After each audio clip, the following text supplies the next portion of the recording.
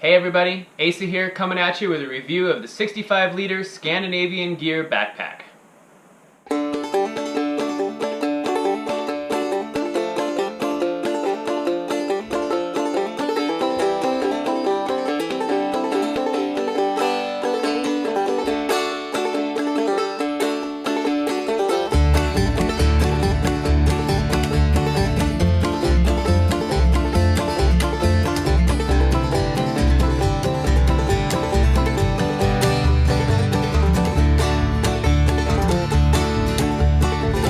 Sitting by the road, looking for a ride home. It was milepost 12, and I was all alone. Sun beating down on the back of my neck. Oh Lord, let me find a peaceful place to rest. I was too far from home, I gotta get back to Oregon. Too far to roam, trying to get back to Oregon.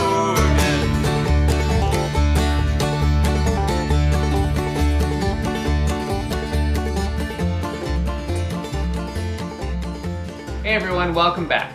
So I had a chance to use this backpack for a few days a couple weeks ago in the Strawberry and Eagle Cap Wilderness areas. I was out with fellow Pacific Crest Expedition member Jeff, and we both tested it out a couple of occasions. So I just wanted to go over a few of the features that you might be interested in if you're thinking of picking up a backpacking bag, and hopefully you can get some use out of my 2 cents. Before we get started though, a little disclaimer, this pack was sent to us from Scandinavian Gear. They do have an Amazon store if you're interested in picking up one yourself, but they did send this pack to us to review. So first, one of the coolest things I wanted to talk about with this pack is that it's not just a men's or a women's pack. It actually works for everybody, which is really cool. So the way they accomplish that is in their suspension system. They actually have these, it's a fairly lightweight aluminum frame underneath the back padding, but you've got these straps on the bottom and then your load adjusters on the top, and if you just loosen those up a little bit, I've got it adjusted for myself, but if you get all those loosened up a little bit, the padding and the shoulder straps actually just slide back and forth, and you can kind of adjust it for however tall your torso is. So I think that's really cool. There's not a ton of backpacks out there that are marketed to both men and women. Generally, if you design a pack for men or women specifically, you can go into a little bit more detail in the actual design of your back panel and your suspension system. For a bag this price though, I think it's a really good call to have it work both ways, so you can adjust it to pretty much however you want. So I have a sleeping bag stuffed in here just to give you an idea of what the size looks like when it's got a little bit of, stuff in it. But you've got basically 3 main compartments going on, pretty standard. You have a bottom pocket down here, which you can put your sleeping bag in, whatever you want to store on the bottom that's fairly lightweight. Got a couple of clips holding onto it down there. Dual zipper on the bottom, so you can open it from either side.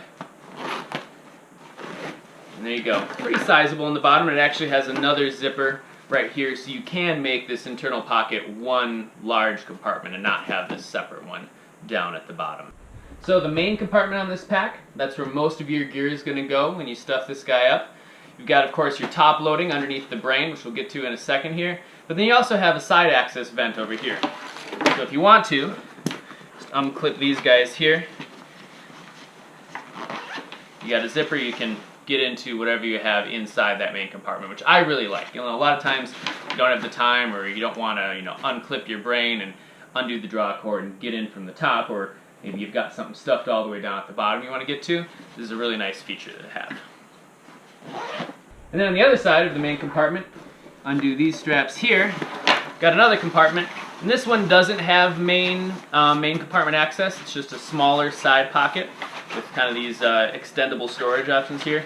And this is real nice to just, throw a layer into, a mid layer or something, or when I was using it I had my water filter in here. Easy access, but it is still separate from the main compartment. Another plus about this bag is just the amount of straps you have on it for, tightening down areas of the pack.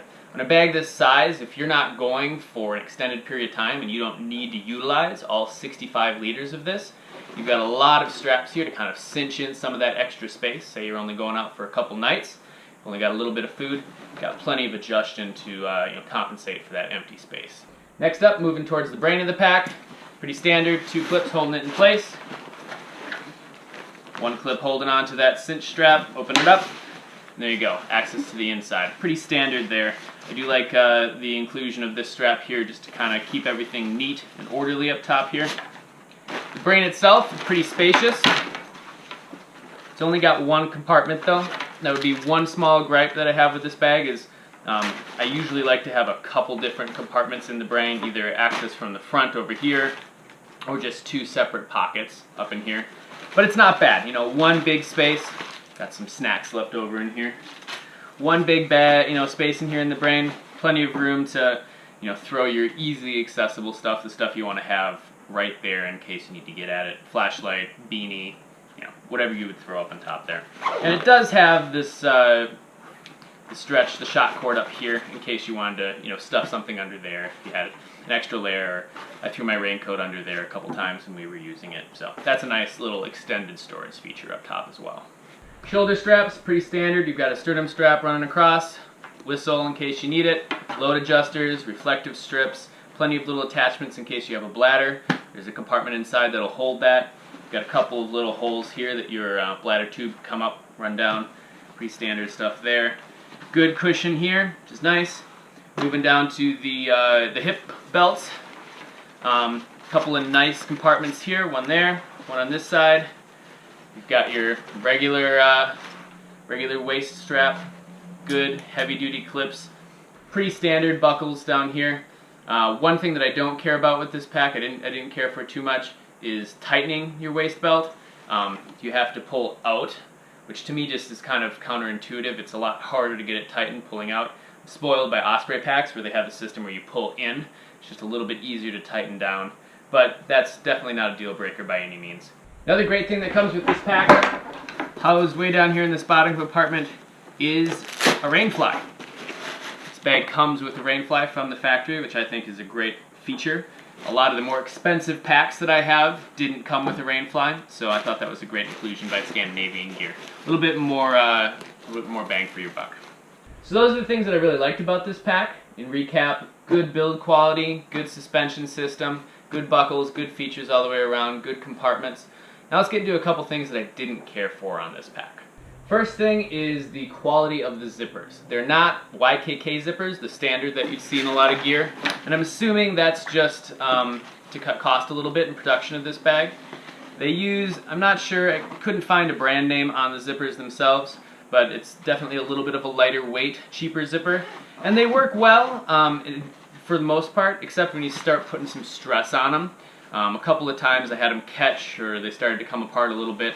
The biggest thing is though, when you've got a lot of weight in there, when you're trying to close it, it's really hard to get these zippers to function properly. But yeah, one thing is just zipper quality, not the best out there for sure. It works, but I would like to see an improvement there. Another thing that I didn't really care for in this pack was actually the hip belts. While there is a lot of cushion and they're very comfortable, I found that where the weight sits, on my body at least, with these straps down here, these weight load adjusting straps, is it mostly grips towards the bottom of these hip belts, and this upper portion of foam and cushion is just kind of left to flap in the wind almost. And it almost feels like there's too much cushion, A lot of packs that I have significantly less than this and are quite a bit more comfortable when I'm wearing it. And I feel like that could have been fixed by just moving this strap up a little bit to the middle, or maybe making this just a little bit of a wider strap to kind of distribute that load a little bit. And unfortunately, yeah, like the top 2/3, I would say, of this cushion doesn't really serve much of a purpose on this bag. It just kind of hangs off the side when you're wearing it, especially with a lot of weight. And it actually ends up digging into your hips a little bit more towards the bottom because there's, the strap is right down there at the bottom. One really cool thing about this pack is that its price point comes in at just $80. It's not a bank breaker by any means, and if you're just looking at getting into backpacking, I think it's a really good option. It's got a lot of really good features that you find in more expensive packs on the market as well, in Osprey or Gregory or Deuter.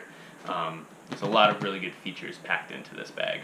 So to sum it all up, should you buy this bag? I really think it comes down to what kind of backpacker are you.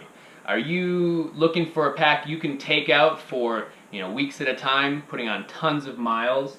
Are you a very experienced backpacker? Have you done numerous through hikes, or do you go out for long periods of time? Or are you just getting into it? Are you just looking to buy your first bag? You maybe have never gone backpacking before. You're just getting into the kind of that outdoorsy hiking world. And I think that's really where this bag shines. For someone who doesn't necessarily know if they want to do this long term, they don't want to invest hundreds of dollars in packs. They're not quite sure what they're looking for. I think this is the pack for you. It's got a lot of really good entry-level features. As far as packs go, it's really comfortable. And I think for the price point, you really can't go wrong with it. $80 off of Amazon. You should go check it out, make up your own mind, see what you think. If you'd like to see more gear review videos, or vlogs, or adventure travel videos, please hit a like on this video and go over and subscribe to our channel. We have a lot more really cool stuff coming up in the next couple months. Thanks for watching.